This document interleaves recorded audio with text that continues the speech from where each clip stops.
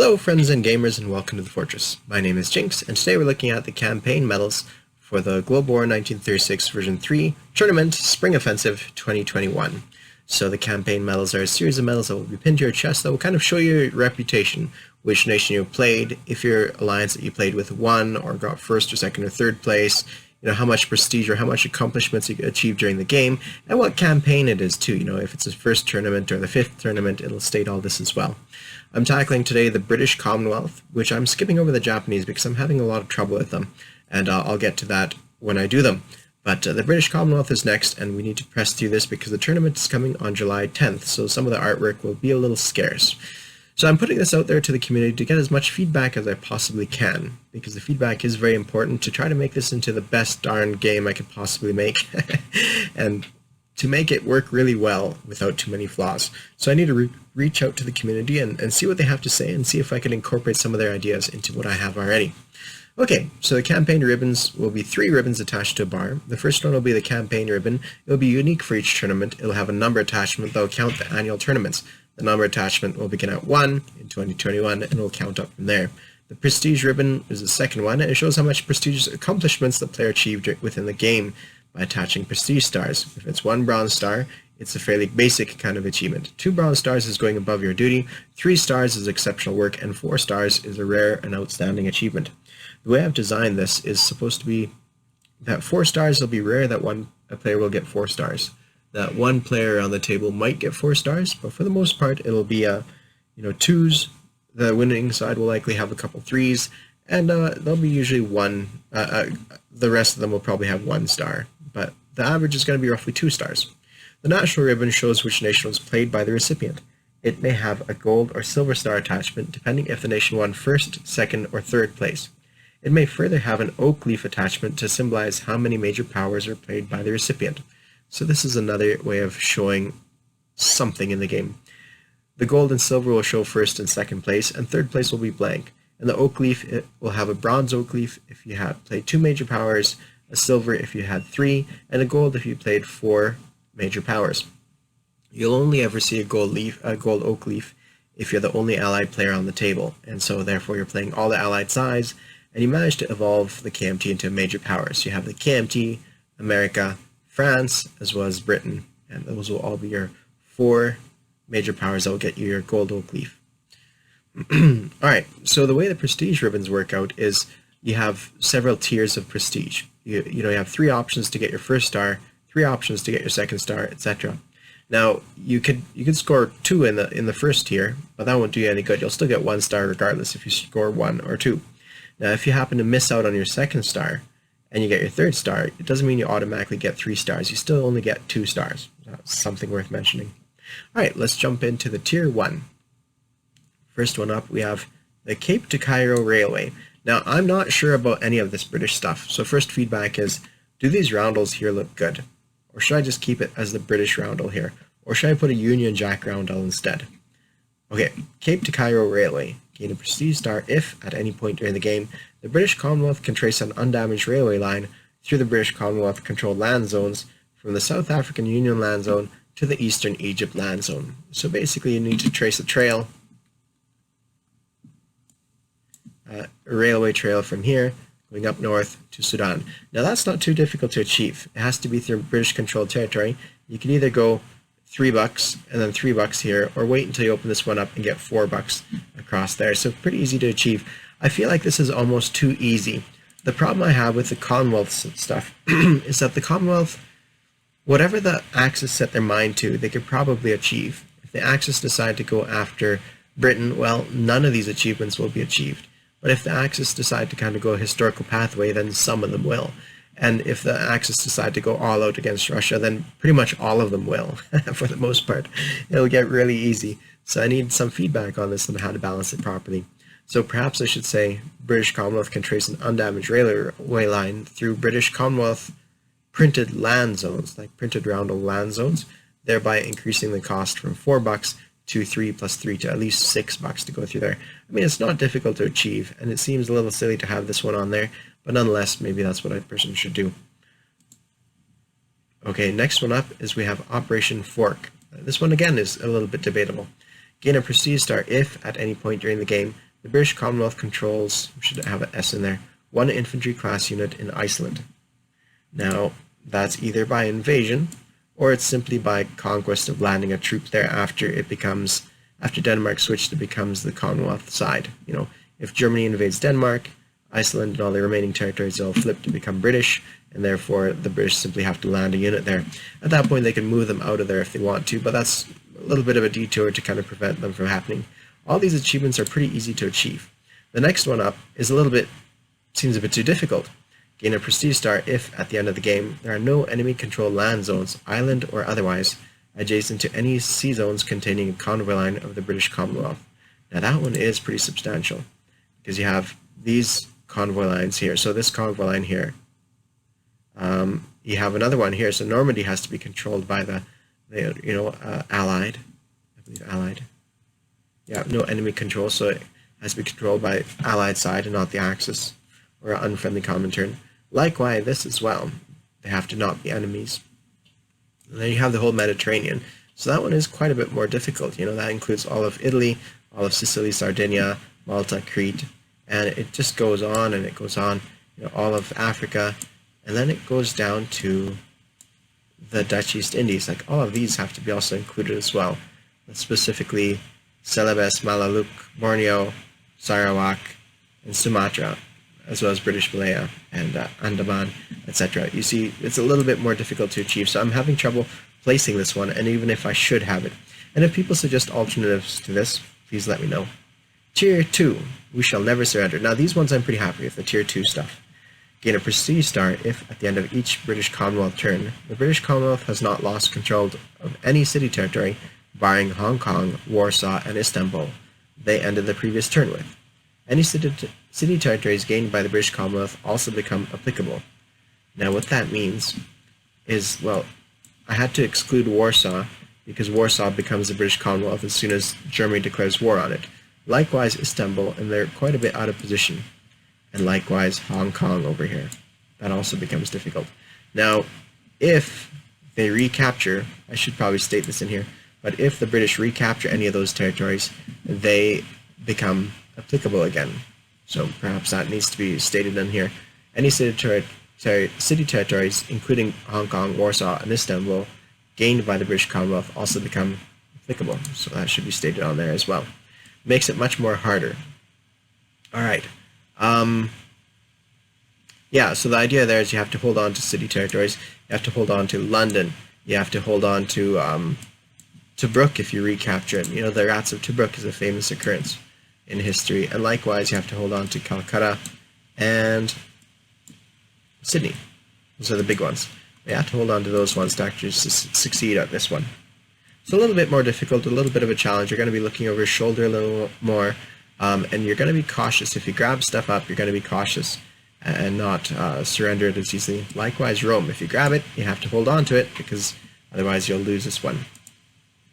Next one up, Operation Luster. Gain a prestige star if, at the end of the British Commonwealth turn, the British Commonwealth, a member of its alliance, or a neutral nation control one of the non-Greek islands, territories. This should say islands. This excludes Crete, Macedonia, Thessaly, and Peloponnese.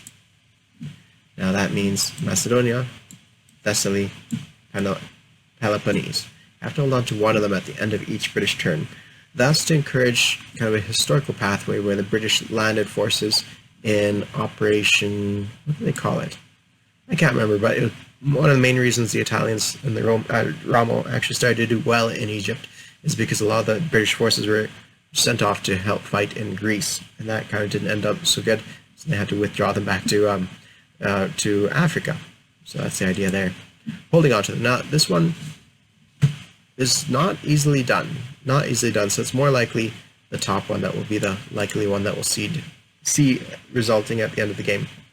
Okay, Kokoda Track Campaign. This one is in the Pacific Theater. If at the end of each British Commonwealth turn, the British Commonwealth or a member of its alliance or a neutral nation control New Guinea or Dutch New Guinea, either or. Now, historically, there was a battle fought with Anzac, a pretty brutal battle, a long-running one that was going across the mountain range between, I believe it was somewhere here and somewhere here. Or maybe it was something as simple in here and there.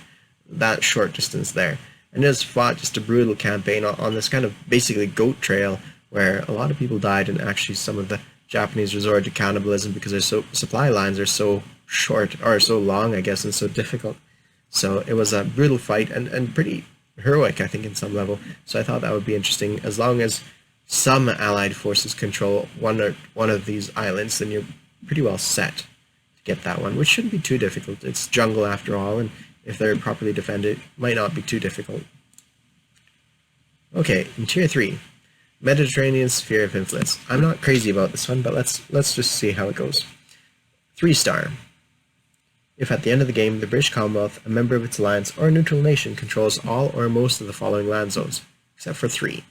All home country of Great Britain, so the British Islands, all land zones or islands adjacent to any sea zone in the Mediterranean Sea, and all land zones adjacent to the Red Sea. So that is all of this. Now, unless they're neutral, of course. If it's neutral nationalist Spain, then that's a different story.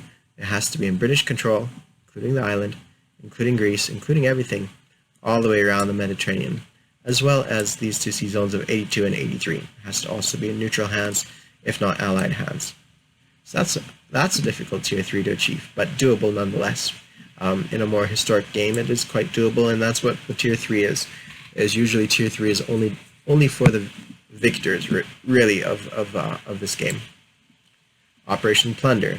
Gain a prestige star if at the end of the game, the British Commonwealth control all home country of Great Britain and the land zone of Western Germany. This one I think is a bit more attainable. All home country, which is Scotland, Northern England, British Midlands, and London, and Western Germany.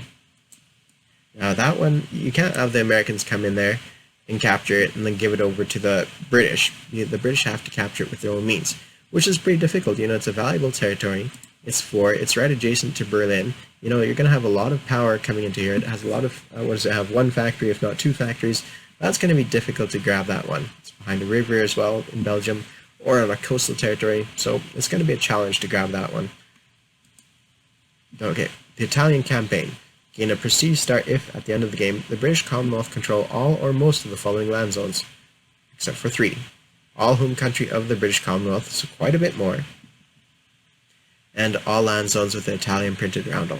Now this is something similar to the Mediterranean Sphere of Influence, but it's kind of a moderate version of that, where you just have to grab that territory, and in this case it was British Commonwealth and a member of its alliance, so the USA.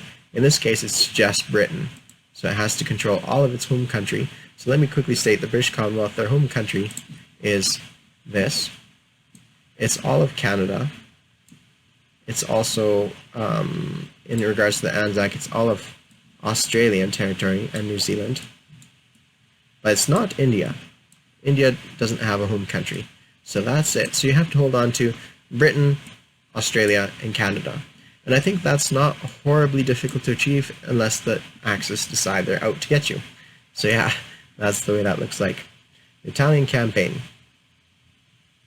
3 of the following land zones can be eliminated, and all land zones with the Italian printed roundel. Okay, so that means all of these guys have to be under the British Commonwealth, and the islands including Rhodes, Sicily, Sardinia, as well as Tripolitania and Cyrenaica, Eritrea, and Italian Somaliland. A little bit more difficult, right, to achieve all this. Now with the exception of 3, so if you wanted to, you can probably ignore Rhodes, let's say, and perhaps Eritrea, leaving you with the stuff worth anything, maybe Sicily, right? So you have anything worth anything minus those 3. So that might need to be tweaked up and down a little bit. Maybe the exception needs to be 5, just to make it work a little bit more, but that's the idea there. Now the Tier 4 is getting into, again, the empirical stuff where you're conquering more territory. And that's difficult as allies because all their victory points are basically trying to return to the status quo prior to World War II breaking out, as well as, without too much expansionistic tendencies. So gain a prestige star if, at the end of the game, the British Commonwealth or a member of its alliance control all or most of the following land zones, except for 4. All home country of the British Commonwealth, the land zones of Calcutta and Malaya, British Malaya I should say, all land zones, island or otherwise, adjacent to any sea zone in the Mediterranean Sea. So that one is tied to the Mediterranean one up here. Mediterranean Sphere of Influence. It is similar to that, the Commonwealth Trade Union. So it's holding on to a lot of stuff, but in addition to that, you have to hold on to, so this one up here was the home country of Great Britain and all land zones adjacent in the Mediterranean Sea. This one is the home country of British Commonwealth plus Calcutta plus British Malaya and all land zones in the Mediterranean Sea. So it's a little bit more extensive, but not by much, not by much. You could control a British Commonwealth or a member of its alliance control all or most of the following land zones. That means that if they're neutral, if they're Turkish, if they are Greek, if they are neutral Spain, you still have to grab that off of them. You have to grab it, you have to grab neutral Spanish territory and control it at the end of the game. So that is going to be a little bit more costly. It may seem deceptively, well, it may seem a little easier, but it is difficult as well. Okay, Operation Unthinkable. At the end of the game, the British Commonwealth, a member of its alliance, or neutral nations control 2/3 majority of non-island, non-British islands, land zones in the European region. And the European region is defined here, all this area, except we're not counting the islands, and we're not counting the tiny little islands as well as the British islands. There are 52 continental land zones in the European region. The British Commonwealth, a member of its alliance, or neutral nations need to control 35 or more of these land zones. Put another way, the remainder needs to be 17 land zones or less. So that means the Russians need to control 17 or less land zones in continental Europe. Let's see if we could paint that out and see. So let's give Karelia to the Russians. Let's give these ones to the Russians. And let's say that the Germans held out a little bit and have hold of Berlin and Eastern Germany, and perhaps we've shrunk them down to this territory. So 1, 2, 3, 4, 5, 6, 7, 8. 8. And now we have 9 left, right? So 1, 2, 3, 4, 5, 6. 2, 3, 4, 5, 6. Let's get them 7 and 8, 9. So that all could be controlled by other people, but everything else, all of this down here has to be neutral or controlled by the Allies. That doesn't leave too much. It's all of German territory here proper. Poland could go to the Russians, this could go to Russian, but it has to be 17 or less. So 1, 2, 3, 4, 5, 6, 7, 8, 9, 10, 11, 12, 13, 14, 15, 16, 17. That's the maximum grab that they can do. Now, of course, you could say that Allies grabbed Western Germany and Bavaria, and maybe the Russians grabbed Lapland and Finland, but it's a narrow margin, it's a narrow dance that they need to tread. So this one may need to be shifted a little bit. Between the two, though, the Operation Unthinkable is a little bit more historically accurate than is this one. Now, I might need to change, instead of 2/3 majority, I'm hesitant to say half majority, because that makes it really, the Russians have one where they have to have the majority. It's 52 territories, the Russians need to have, 27. In this case, the Allies need to control 35, and the Russians control 17. So it doesn't leave too much margin for error. And you see that point on there. Okay, excellent. So you see this one is a little bit more rough shot of how it looks. There's no artistic work on here, and a lot of them are up for debate. 2/3 majority on this one. This one here, there's some ins and outs of it I'm not quite crazy about. The Italian campaign, it means the British Commonwealth has to control these territories, as opposed to this one where the British Commonwealth or the USA or the KMT for that matter, or France for that matter, control that. So yeah, this one I'm pretty happy with, but up here I have difficulty. They seem too easy, but the problem with the British Commonwealth is that they're not horribly strong. Germany's pretty strong, Russia's pretty strong, but I'd chalk the Commonwealth, since they're so dispersed, they're less powerful, I guess, because they're so spread out than the Japanese. But they're once they're gathered together, then they could actually be quite strong. But it takes them a lot to do that. It takes a lot out of them. So that's what I have made for the British Commonwealth. Now let me know your feedback. Like I said, this one needs a lot of work, so I'm expecting 2 more revisions of the British Commonwealth before I have it where I want it to be. Thank you all for watching. Cheers.